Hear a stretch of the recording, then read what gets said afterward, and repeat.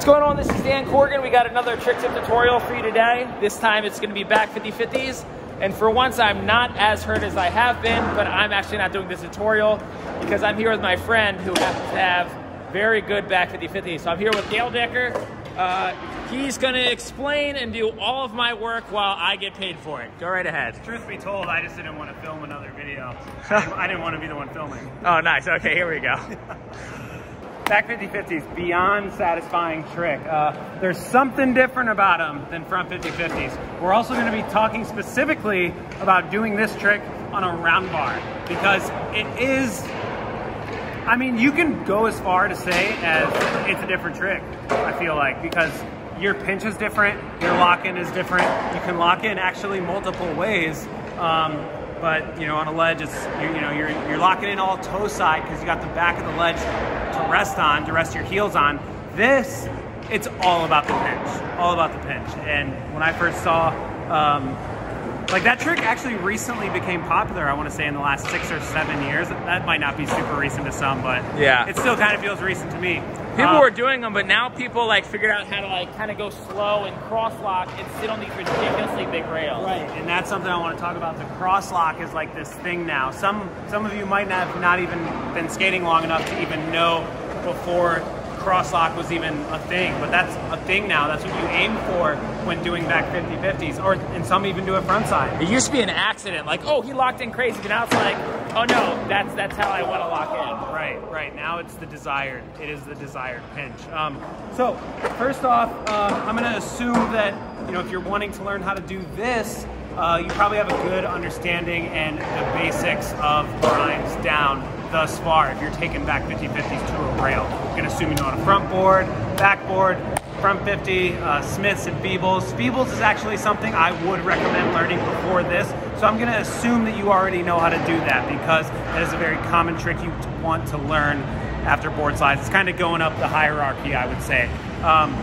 Real quick, back 50-50s on ledges, I do recommend being able to do, but do not try to 50-50 a rail like you would a ledge. Toe side will not work for you. Like we said, it is a completely different trick. So what you're gonna want to do is, I approach the obstacle kind of tight, not really too much of an angle because you don't really want to turn for this trick. You don't want to turn or adjust your hips really that much. You want to be riding as close to how you're going to be landing in the trick as possible without doing a suicide grind. A suicide grind is when you go straight over the back of a rail. That's not what we're doing today, but just for context. So ride as tight and as straight to the obstacle as you possibly can. And so this is the big thing that helped me because I actually learned how to do this cross lock thing, I want to say maybe like 5 or so years ago once it started kind of becoming a thing. Now when you lock in, this is my big thing for doing back 50-50s, front 50-50s, 5-0s, Feebles, Smiths. I aim for this.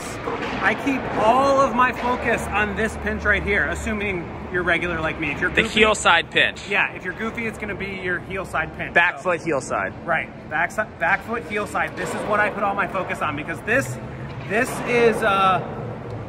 is where all your weight is. Like your front truck almost does nothing until it locks into place. So you want to aim for this, and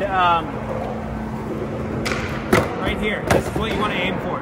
This heel side pinch, where my heel is, right under the arch of my foot, and right in the pinch of the wheel heel side. So now I kind of aim as if I was going to do a feeble grind, but I miss. So that's what I think. I think, okay, do feeble but miss. So undershoot a feeble, because a feeble you're gonna sit in the same pinch, same lock-in, same heel side, but it's like so much more casual. You kind of just rest right in it and you just chill, keep your eye towards the end of the rail, and it, and you just fall right out. That's the same idea with cross-locking a backside 50-50, but instead of actually doing a feeble, you're just gonna undershoot it, allowing your front toe side wheel to lock into place so that it cross locks. And then you're gonna feel it once you get in. You're gonna feel the pinch back here, the same as you would with a feeble or a 5-0, and then you're gonna feel the front sitting like this, and it's just gonna go. And know, like I'm just standing here right now. Like, because it's just that easy. Now, if you do not cross lock and you just do what's called a heel side grind, where you're on your heel side for your front foot and your back foot, it is the same pinch. It is essentially the same body weight. Don't panic. Yeah. Do not panic. Don't panic if you don't lock in toe side on the front truck, because sometimes it will lock in heel side. I do it both ways, and I don't even aim for necessarily cross lock or heel side, just whichever way I happen to get into it, I'm able to control it because all my focus is back here. So if you put all your focus on this heel side pinch, you're not gonna have that issue. So don't panic if it goes heel side. Like, some people panic and they allow the board to kind of move out this way, and you know, that's like the idea that freaks people out. Now, if you lock in toe side on the back, that's where you're gonna have some issues. That's what you want to avoid. You can still land it, but it's just not what you want. Right, I mean, you know, granted your toe is hanging off, like that's what, like if I were to accidentally lock in toe side, I would hope that my foot is just like this. Yeah. So that I could have control. Because if it's like this, you have no control left. Yeah. That is like a death. Abort. Yeah. So yeah, just that. I mean, really, that's like the secret to the trick, honestly, is this heel side lock-in. And then the same for any other trick. Keep your focus towards the end of the rail, and you know, use the momentum to exit the grind. Now I'll show both lock-ins. We'll do the cross lock first, and then I'll do the heel side lock.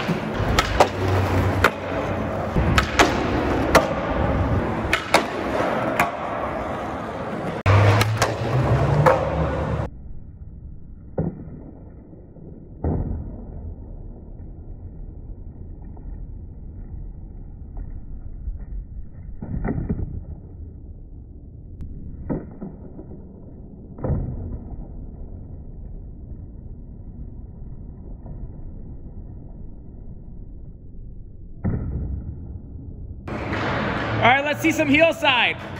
Got it.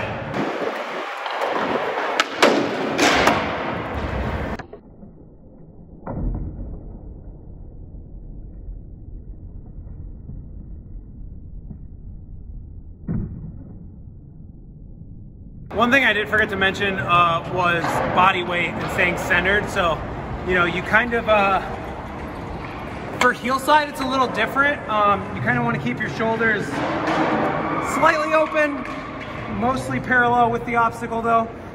When you're cross-locking though, it's safer to say that you have some wiggle room with your shoulders, so you can cross-lock and kind of open up your shoulders. That's what I do with 5-0s. Same pinch area, it's right here in this heel side.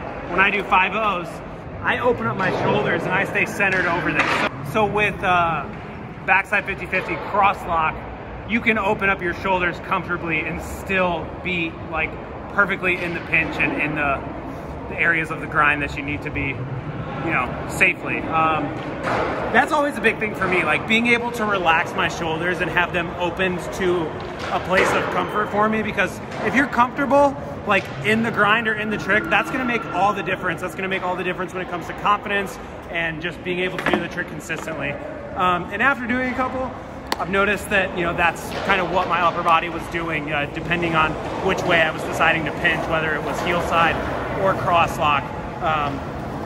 You know, you got a lot going on between your hips and your shoulders. Whenever I do heel side, I feel like I am very, because I used to be a heel side grinder, and I would be very parallel with my back 50-50s.